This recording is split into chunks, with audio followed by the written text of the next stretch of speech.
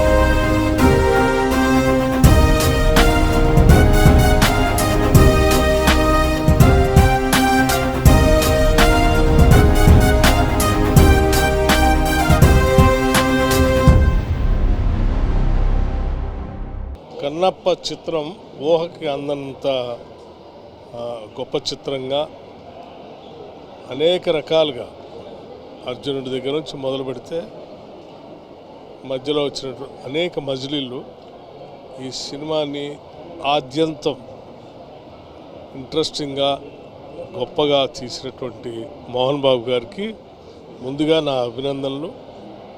అట్లాగే ఈ కన్నప్ప చిత్రంలో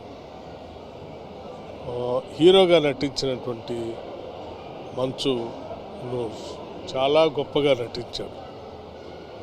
అతను క్లైమాక్స్ కూడా అద్భుతంగా తీశారు.